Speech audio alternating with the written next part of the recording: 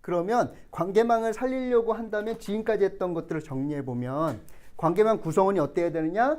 다수냐 소수냐에 따라서 이분이 행복하느냐 행복하지 않으냐 그리고 사안을 잘 해결할 수 있느냐 없느냐 결정되는데 가능하면은 다수였으면 좋겠습니다. 근데 이 다수라는 게 150을 넘어서 5,000명 뭐 이렇게 만들어 드리라는 게 아니고요.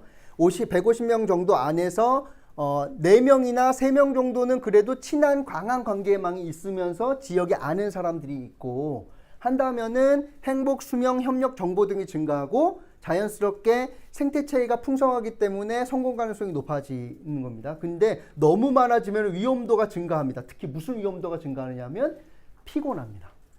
그래서 최근에 페이스북 하시는 분 중에서 피곤하다고 하시는 분들이 아주 많고요.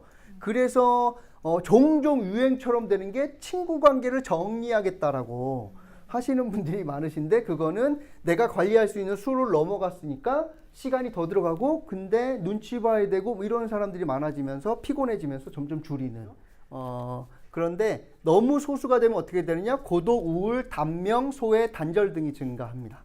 그러면 성공 가능성도 감소하는 거죠. 이걸 뭐라 그러냐면 이쪽에는 관계망이 많잖아요. 이게 사회적 자본이 많다고 이야기하는 거고 이쪽에서는 사회적 자본이 별로 없는 겁니다. 그러면은 성공 가능성이 낮아지고 대신에 적을수록 위험도도 감소하는 부분인데 뭐냐 하면 아주 여유로운 삶을 즐길 수 있습니다. 그래서 내가 여유롭고 싶으세요? 그럼 뭘 끊으시면 될까요? 관계를 끊으시면 됩니다. 예. 두 번째요. 첫 번째는 다수냐 소수냐 가능하면 다수로 하시면 좋겠다. 두 번째는 관계망 구성원이 다종이냐 단종이냐 종류가 다양하냐 한 종류냐에 따라 다르다는 겁니다. 다양한 사람들이 모여있죠. 그러면은 다양성, 창의성, 사안 해결력 자체가 증가하게 되고요. 근데 너무 다양하면 어떻게 되느냐면 응집력이 생기지 않습니다. 예. 이렇게 가고요. 근데 가능하면은 다종이었으면 좋겠고 그런데 단종이면 어떻게 되는 거예요? 모여있는 사람들이 다 똑같은 사람들입니다. 그러면은 응집력이나 협력은 높아지지만 이게 창의성이 생기지 않습니다. 왜냐하면 똑같은 생각하는 사람들끼리 모이면 어떻게 되는 거예요? 창의성이 높아지는 게 아니라 집단 사고가 훨씬 더 높아질 가능성이 높습니다.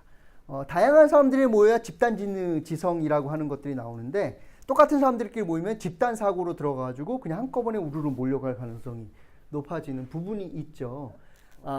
그리고 세 번째요. 관계망 구성이 조밀하냐 엉성하냐. 조밀했으면 좋겠어요. 생태체의 구성원들이 있긴 한데 그 사람들끼리도 서로 아는 관계 되면은 사안 해결력이 훨씬 더 높아지고요. 성공 가능성은 높아집니다. 물론 이것도 너무 풍성하면은 에너지 소모가 되고 피곤해지는 형태로 되는 거고요. 그런데 여기 내 생태계에 있는 사람들끼리도 서로 잘 모른다. 이렇게 서로 잘 모른다 라고 하면은 성공 가능성은 약해지고 근데 빈약해수 여유는 생기는 방식으로 가는 겁니다. 그래서 가능하면은 지역사회 안에 있는 사람들끼리도요. 가능하면 어떻게 도와드리면 좋겠냐면 이렇게 알도록 도와드리면 훨씬 더 이 분들끼리도 무엇인가 사안들을 해결할 수 있는 방식들이 높아지는 거가 되는 거고요. 지역사회가 이런 관계망이다. 그러면 이 지역사회에서 사시는 분은 어떤 문제를 해결하기가 쉽지가 않을 수 있는 여지가 됩니다. 그런데 조밀하다는 건 아까 말씀드렸듯이 관계 중심으로 간다는 거고 전체 네트워크 상에서는 그런데 엉성하면은 외곽으로 점점 밀려난다는 뜻입니다. 그래서 가능하면은 관계망을 살리는 방식이었으면 좋겠고 세 가지 꼭 기억하시면 좋겠어요. 이걸 네트워크로 프로그램으로 만들어가지고 짜볼 수도 있는데 굳이 그것까지 하실 필요는 저는 없다고 생각하고 그냥 크게 기억하실 거는 관계망이 다수였으면 좋겠다. 근데 150을 넘어가지는 않았으면 좋겠고요. 그 사람이 감당할 수 있는 수준으로 다수였으면 좋겠다. 그리고 그 구성원들이 다종했으면 좋겠다. 예. 그리고 생태체의 구성원 사이들끼리에는 서로 관계가 조밀해서 밀도가 높았으면 좋겠다. 정도, 요 세 가지 정도를 하시면은 인과 위상 구조로서 관계망을 만들어내는 건 해보실 수 있는 거고 그렇게 보면은 요런 관계망이었다가 사전에 사업을 했다가 그런데 이렇게까지 관계망이 밀도가 높아지고 참여하는 사람들이 많아졌다라고 하면은 요 그래프 상으로만 봐도 여기에 속해 있는 사람들은 어떤 사안이 발생했을 때 그걸 해결할 가능성이 훨씬 높아지는 사회적 자본들을 많이 갖고 있는 곳으로 바뀌는 겁니다. 그림만 봐서도 이게 구분이 되시죠? 예. 강서구의 단체관 실내 네트워크하고 광진구의 단체관 실내 네트워크에서는 여기는 훨씬 더 조밀하고 여기는 엉성하죠. 그리고 참여하는 기관도 여기가 훨씬 더 다수고 여기는 소수다 이렇게 되기 시작하면은 지역사회 안에서 단체들이 연대해서 무엇인가 해결할 수 있는 사안의 난이도가 이쪽은 좀 떨어지게 되고 이쪽은 좀 더 높은 사안들도 건드려 볼 수 있는 여지가 높아집니다.